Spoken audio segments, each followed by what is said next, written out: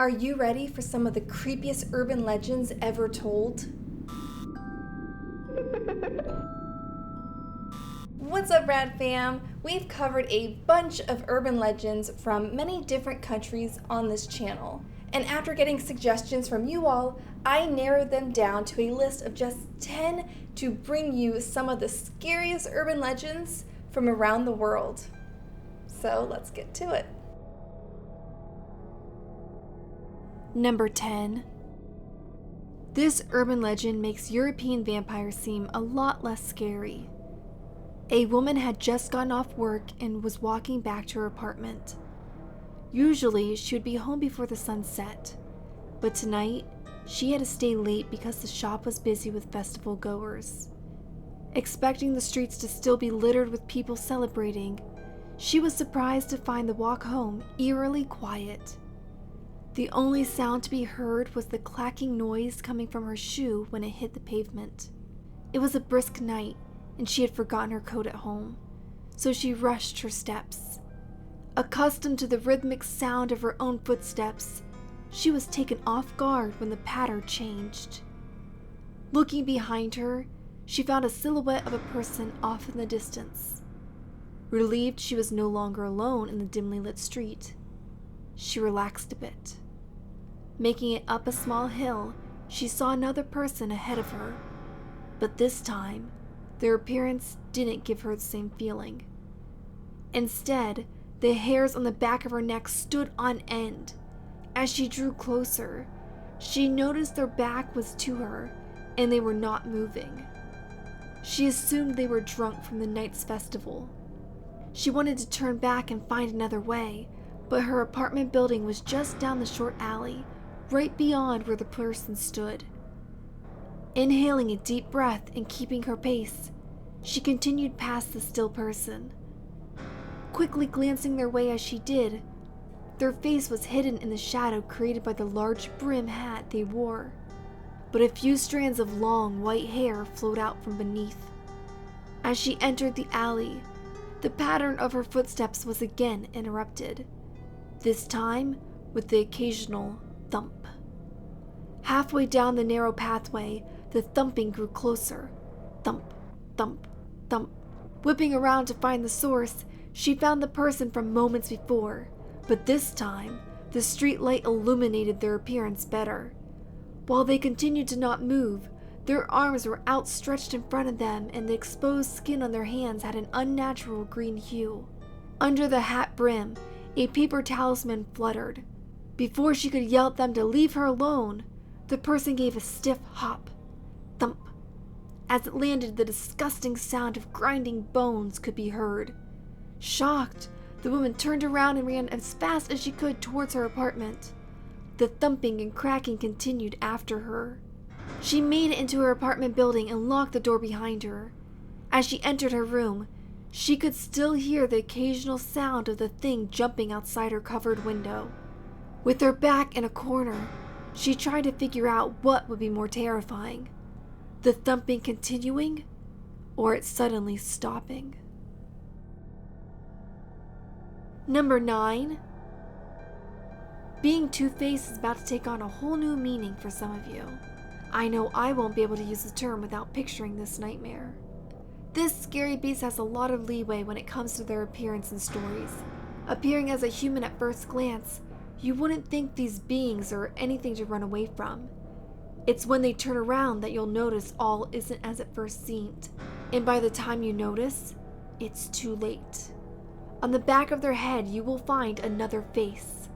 Once some unfortunate person locks eyes with the second pair, it was said the fear would strike the person down to their core. For some, they would only be frozen in place until they decided to leave your presence. But the fear would turn to paranoia and anxiety, leaving the person jumping at every twig snap or whistle of the wind. Of course, their fear wasn't without merit, for the two-faced being would eventually return to viciously murder them. For others, they would drop dead at the first sight of the backwards face. As if that didn't sound scary enough, some urban legends say there were a whole race of deadly two-faced beings roaming around the world. More evil two-faced beings? means more of a chance to run into one. Number 8. This is one of the most popular ghost stories in Japan. A beautiful young woman fell in love with a man that didn't have much money. Not caring about his financial situation, the two married and soon were expecting a new family member. While they were poor, the wife was happy. The same could not be said about the husband. He grew bitter from his lack of money and resented her happiness. Turning to another woman for comfort, he began an affair with a wealthy woman. Not long into the relationship, the wealthy woman fell in love with the poor, married man. The mistress's father felt shame for his daughter dating a married man, so he paid the two a visit, saying if the man wanted to marry the mistress and have untold wealth for the rest of his life, he had to marry her. Wanting the money, the man created an evil plan to rid himself of his first pregnant wife. He decided the easiest way was to use poison. Unaware of his affair and his intentions, the wife went about happily like she always did, excited for the baby. Sitting down for dinner, she quickly noticed he wasn't touching his food. Afraid he was ill or didn't like her cooking, she tried to ask him what was wrong. He snapped and yelled at her to eat her meal without him. Shocked by his sudden anger, she ate alone.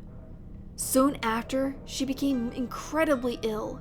Her face became distorted with pain. She broke out into hives and a cold sweat. She withered on the ground in agony as he watched. When she finally lost consciousness, he picked up her body and placed her in bed. But she did not die as he had planned. A few days later, she awoke to discover her once beautiful face was now horribly disfigured. But worst of all, she lost her baby. Devastated and not remembering what happened, she turned to her husband for support. He played the part, but not without scheming how to get rid of her soon. One day, they went for a walk by a cliff. When they reached the top, he looked around to make sure no one could see them, and then he pushed her. Her terrified screams could be heard as she fell, suddenly being silenced with a loud thud when her body hit the rocky grounds below. He let out a sigh of relief. To cover his tracks, he spent everything he had to give her a lavish funeral, knowing his worries about money were a thing of the past now that he could marry his rich mistress. A few nights later, he sat in bed happily planning his wedding when he noticed his lamp began to flicker. Turning to fix it, a distorted, high-pitched voice hissed behind his shoulder. Betrayal. Terrified, he whipped his head around to find his dead wife standing in the corner of his room. Her body was a grotesque sight. Broken bones protruded from her skin, her clothes were blood-soaked, and her eyes were as black as night. Just as soon as she appeared, she vanished into thin air. Thinking he was tired and imagined the whole thing, he calmed himself down before bed. But before he drifted off, he thought he heard a slight laugh coming from outside his door. A few weeks later, it was the day he was so excited for, his wedding. When the newlyweds retired to the room, she came in with her veil covering her face. Happily lifting it, his face contorted with a look of terror. Instead of his pretty new bride, the decomposing face of his first wife appeared. Betrayal, she once again hissed. Turning to grab his sword, he quickly turned around and swung it, chopping off the head of the woman that stood there. But when the head stopped rolling on the ground, he made a gruesome discovery. It belonged to his new wife. Dropping to his knees in shock, he heard a laugh coming from behind him. He rushed to his feet and ran out of the house. He kept running, trying to lose her, but she stayed just behind him, laughing all the way. So distraught, he found himself at the same cliff where he had pushed her a short time ago.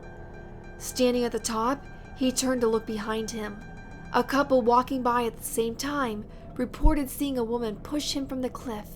His ear-shattering screams could be heard until he landed with a thud on the rocky ground below. They also reported hearing a woman laughing. Number 7. This mythical creature goes by many different names, and numerous variations can be traced back to other Spanish countries. But in each story, El Coco is the Spanish version of the boogeyman.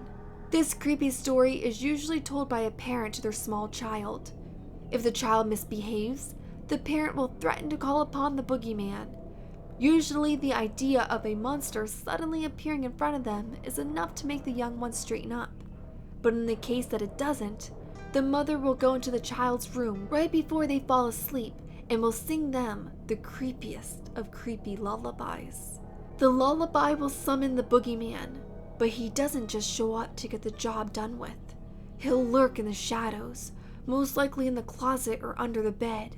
He will wait for the drowsy child to drift off, and then he'll make his move. Now, what he does exactly varies depending on how bad the child was acting. Sometimes he'll just loom over their bed, causing terrors and nightmares. And then sometimes, in the very extreme cases, he'll eat the child, leaving no trace of them behind. Nothing like using potentially psychologically damaging scare tactics to get your child to behave around the dinner table. Number 6. No matter where you live, every place has a certain part of town that is shrouded in spooky tales. In Adelaide, Schneiders Alley happens to be such a place. Numerous reports can be found online discussing all the paranormal activity the users swear takes place once the sun goes down. People have claimed to see ghostly apparitions plaguing the area, people suddenly vanishing in the shadows, and a feeling of severe discomfort once you enter the area. But the alleged ghost sightings are not the only thing that puts parkgoers on edge. According to the urban legend, a satanic cult is known to practice in the park, and if you are so unlucky to run into them, they will use you as their human sacrifice in their bloody rituals. As if Schneiders Alley didn't seem like a place you wanted to avoid already, there's another urban legend that tells of a doctor named Michael Schneider that lived in the nearby Clifton Manor. Supposedly, when he lost his wife and child in a freak occurrence, he is said to have gone insane and began torturing and killing unsuspecting patients, many of which are said to have been children. Apparently, ghost hunters and paranormal enthusiasts have been flocking to the area and causing some locals to become annoyed with the undesirable attention. Number 5. This urban legend makes me wonder how scary it must be to be a taxi driver sometimes. As the urban legend goes, while driving down a dark and empty street at night, a taxi driver suddenly sees a person off in the distance waving them down for a ride. They pull over to pick up the new passenger. The driver then tries to make small talk as nights are very slow and he is bored. The passenger appears like any other and gives an address the driver is unfamiliar with, which is odd since they have driven to every part of town many times over. The driver relies on the passenger for directions, and all goes off without a hitch, until the directions start getting more and more complicated. Take a left in 3 blocks, take a right at the next sign, turn off to the side street. The driver starts to grow weary of the passenger, but continues on. After 30 minutes, when they officially left the city and are in the outskirts of town, the driver can no longer hide their irritation, and as they begin to pull off to the side of the road, they demand to know where they are heading. That is when he looks in his rearview mirror, only to find the passenger has vanished into thin air. Horrified by the empty cab, he can't take his eyes off of the place where the person had just been moments before. Feeling a rough bump under his tires, his eyes snap back to the front of his car, just in time for him to see his car going off the edge of the cliff. He tries to slam on his brakes, but to no avail. The car and his body are found the next morning at the bottom of the hillside. This story is a warning to every new cab driver to be attentive and cautious when picking up people at night. Number 4. I found this to be the creepiest urban legend from Germany that I could find. This creature exists just to torment people. After death, this creature will awaken again with the main goal to cause the living so much suffering that they would die. Like most urban legends, There are several variations to the story, but one version tells of a human visiting a graveyard at night when they run into the undead. The creature asks the human to carry them on their back to the other side of the cemetery. For some strange reason, the person agrees to help, unknowingly taking it to its grave and cementing their own fate. Once latched onto the back of a human, the creature will refuse to let go. With each step the person takes, it becomes heavier and heavier. By the time they make it to the grave, the person collapses from exhaustion. The undead will then suck out the person's life by opening their eyes or mouth wide. If the person has enough strength or is aware of the creature's identity from the beginning, they can escape the graveyard alive by chanting a spell or prayer while running to safety. Or, not walking through a cemetery at night, or agreeing to give back rides to strangers. Number 3. It's usually the perfect backdrop for weddings and romantic-themed photo shoots, but according to urban legends, the Eiffel Tower is a lot less romantic and much more chilling than the average tourist knows. Since its construction, it is estimated that 400 people have committed suicide by jumping to their deaths from the iconic tower. Typically, the stories tell of distraught lovers, heartbroken people, or lonely singles that choose to end their lives at the famous destination. One of the most famous legends tells of a man who met the love of his life at the Eiffel Tower. Years later, he found it to be the perfect spot to ask for her hand in marriage. When she rejected his proposal, the man became enraged and pushed her off the tower, resulting in her death. Another version of the unsettling story says the man jumped to his own death in front of her. Either way, things did not end well for the couple. To add to the creepiness, the legends say that you can occasionally hear the screams of those who have jumped as their spirits now linger at the Eiffel Tower. With an estimated 400 tragic deaths, it's rumored to be one of the most haunted places in Paris. Number 2. This urban legend is going to have you making other arrangements if you ride the public bus late at night. One night, 2 men joined the bus 375, the only bus in service after midnight. The old man walked on first, choosing a seat a few rows behind the driver. The younger man followed suit and sat a few rows further back. Not long into the bus's journey, the old man turned back towards the young and began to pick a fight, claiming he heard the rude things the young one was saying behind his back. Confused, the young man tried to deny he said anything, and that he wished to be left alone as he was very tired. The old man didn't relent though, escalating to the point where he got out of his seat and approached the back of the bus. Fearing a fight would break out, the driver halted the bus on a desolated and dark stretch of road, and hollered for the 2 to get off immediately. Feeling enraged that he was now stuck in the middle of nowhere so late with a crazy old man, he turned to face the old man and give him a piece of his mind. Watching the red glow of the taillights disappear around the bend in the road, the old man calmly interrupted him by asking, "Did you see the 2 other riders on that bus?" Taken aback by the sudden tone change, the young man replied, "Sure, of course I saw the 2 sitting opposite of you." The old man's face, now twisted in a mixed look of anxiousness and relief, spoke, "I saw them better than you. Those 2 riders weren't human at all. Where their faces should have been were just dark shadows, and below their waists were mangled messes, something no 2 people could normally sit through." Before the young one could mutter the words, the old man finished, "Those were vengeful spirits, and I just saved your life." The next morning, the news featured the strange disappearance of bus 375. No one has saw it or the driver after it vanished sometime after midnight. Number 1.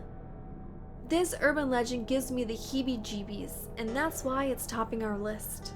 The Toronto Rapid Transit System is ridden by roughly 1 million riders every day and includes a whopping 69 stations. But what you see today isn't how it's always been. In fact, since its opening in 1954, the routes have changed, and there have been several stations closed off and long abandoned. These stations haven't been in service for so long, they typically aren't mentioned on maps either. But instead of tearing down their stations, they were left to rot over the years, only occasionally seen by those seeking an eerie adventure or TTC workers passing through. Among the limited people who have seen the abandoned stations, stories have arisen of paranormal sightings. One such creepy rumor that is sure to cause a shiver to travel down your spine is the rumor of the lady in red. When walking through the chillingly still station, accompanied only by the rhythmic echoes of your footsteps, a lady wearing a bright red dress can be seen out of the corner of your eye. Some versions say she'll stand in a rigid stance, with her eyes focused on you as you continue to walk past her, while others report seeing the woman pacing frantically up and down the ruined platform. Appeared to be wrapped up in worrying about something, she doesn't pay your existence any mind. Both of those experiences seem absolutely horrifying, so I think I'll pass on some creepy urban exploring whenever I visit Toronto. And this was just 10 of the scariest urban legends from around the world. There's lots more floating around out there, so if you have any suggestions on which country we should cover next, be sure to leave it down in the comments section. Until next time, keep up the radness, and I'll see you real soon if you subscribe. Bye!